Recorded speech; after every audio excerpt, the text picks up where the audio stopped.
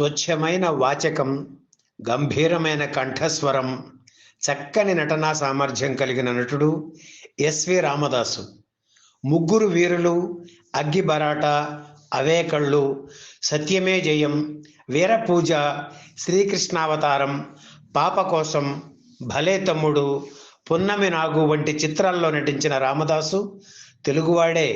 కానీ పూర్వీకులు మద్రాసు రాష్ట్రంలో స్థిరపడడం వల్ల ఆయన చదువంతా తమిళంలోనే సాగింది.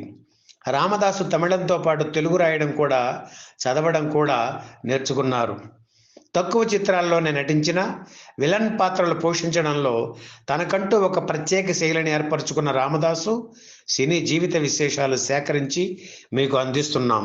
పరిస్థితుల ప్రభావం వల్ల బిఏ చదువును మధ్యలోనే ఆపేసిన రామదాసు 1951లో మద్రాసు హార్బర్లో సూపర్వైజర్గా చేరారు. నాటకాలు వంటి ఆసక్తి ఉండడంతో సొంతంగా ఒక నాటక సంస్థను స్థాపించి నాటకాలు ప్రదర్శించేవారు. కొన్ని నాటకాలకు తనే దర్శకత్వం వహించేవారు. ఆ రోజుల్లో ద్రవిడ మున్నేట్ర కళగం పార్టీ నేత అన్నాదురై రామదాసు నాటకం చూసి ఆయన నటనకు ముగ్ధుడై ప్రశంసలు కురిపించారు. నాటకాల మీద వ్యామోహం పెరిగిపోవడంతో ఉద్యోగానికి రాజీనామా ఇచ్చి తమిళ నటుడు, రంగస్థల ప్రముఖుడు మనోహర్ బృందంలో చేరారు రామదాసు. 1955 నుంచి 1967 వరకు ఆ బృందం ప్రదర్శించే నాటకాల్లో పాల్గొనేవారు. మన దేశంలోనే కాకుండా శ్రీలంకలో లంకేశ్వర నాటకం ప్రదర్శించి పేరు పొందారు. శ్రీరాముడి పాత్రను 1000 సార్లు ప్రదర్శించి రికార్డు క్రియేట్ చేశారు. ఇలంగేశ్వరన్ నాటకం బొంబాయిలో ప్రదర్శిస్తున్నప్పుడు బాలీవుడ్ నటుడు పృథ్వీరాజ్ కపూర్ చూసి రామదాసుని, ఆయన నటనను అభినందించారు. ఇలంగేశ్వరన్ నాటకమే రామదాసుకు సినిమాల్లో అవకాశం కల్పించింది. ఆ నాటకాన్ని సినిమాగా తీశారు. సినిమాలో కూడా రాముడి వేషం రామదాసే పోషించారు. అయితే ఈ చిత్ర నిర్మాణం మధ్యలోనే ఆగిపోయింది. దాంతో రామదాసు ఎంతో నిరుత్సాహపడ్డారు. ఇలంగేశ్వరన్ నాటకాన్ని నిర్మాతలు జోసెఫ్ తలియత్, ఎంవి రామన్ చూశారు. రామదాసు నటన, కంఠస్వరం వారికి నచ్చాయి.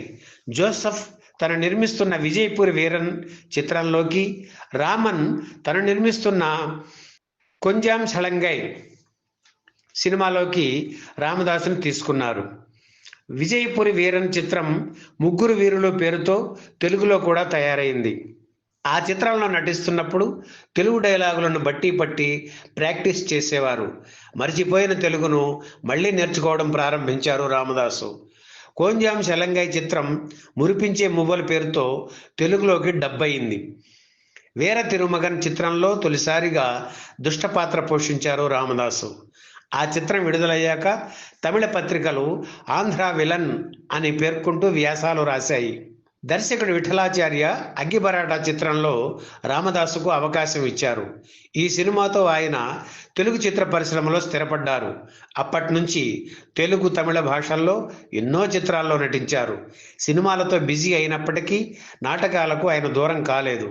తీరిక చేసుకొని నాటకాల్లో నటించేవారు. కరడుగట్టిన విలన్ పాత్రలను పోషిస్తూనే పాప కోసం సినిమాలో సాఫ్ట్ రోల్ పోషించి పేరు తెచ్చుకున్నారు. విఠలాచార్య చిత్రాలతో పాటు మోసగాళ్లకు మోసగాడు, నమ్మక ద్రోహులు, రివాల్వర్ రాణి, జ్యోతిలక్ష్మి తదితర ఎన్నో చిత్రాల్లో నటించారు. ఎన్టీఆర్ నటించిన భలే తమ్ముడు చిత్రంలో ఎక్కువ డైలాగ్స్ లేకుండా తన హావభావాలతోనే ఆకట్టుకున్నారు రామదాసు. అలాగే అన్నదమ్ముల అనుబంధం చిత్రంలో విలన్ ప్రభాకర రెడ్డి అనుచరుడిగా నటించారు. చిరంజీవికి ఎంతో పేరు తెచ్చిన పున్నమి నాగు చిత్రంలో ఆయనకు తండ్రిగా పాములవాడి పాత్ర పోషించారు రామదాసు. అలాగే గూండా చిత్రంలో కూడా రామదాసుది కీలక పాత్రే. అక్కినేని నటించిన చక్రధారి చిత్రంలో విలన్గా మెప్పించారు. అది దృష్టిలో పెట్టుకుని 1984లో వచ్చిన అనుబంధం చిత్రంలో అక్కినేనికి తండ్రిగా మంచి వేషం ఇచ్చారు నిర్మాత అనురాధాదేవి. తెలుగులో రామదాసు నటించిన చివరి చిత్రం ఇదే. 4 దశాబ్దాల నట జీవితంలో దాదాపు 700 చిత్రాల్లో నటించారు రామదాసు. ఎన్టీఆర్, ఏఎన్ఆర్, కృష్ణ, శోభన్ బాబు, చిరంజీవి, ఎంజీఆర్, శివాజీ గణేశన్, జమినీ గణేశన్, ముత్తురామన్, రజనీకాంత్, కమల్ హాసన్ ఇలా అగ్ర హీరోలందరి చిత్రాల్లోనూ ప్రాధాన్యం కలిగిన పాత్రలు పోషించారు రామదాసు. 7 పదుల వయసులోనూ ఉత్సాహంగా ఉండేవారు రామదాసు. ఆ వయసులోనూ కొన్ని చిత్రాల్లో నటించి నటన పట్ల తన మక్కువను చాటుకున్నారు. జీవితంలో చివరి క్షణం వరకు నటిస్తూనే ఉండాలనేది ఆయన కోరిక. అయితే చివరి రోజుల్లో పక్షవాతం వచ్చి మంచానికి పరిమితం కావాల్సి వచ్చింది. 2 నెలలు అలాగే ఇబ్బంది పడి చివరకు 2004 ఆగస్టు 8న కన్నుమూశారు రామదాసు. ఆయనకు 3 కుమారులు. ఈ వీడియో మీకు నచ్చితే లైక్ చేయండి, షేర్ చేయండి, వెంటనే సబ్స్క్రైబ్ కూడా చేయండి.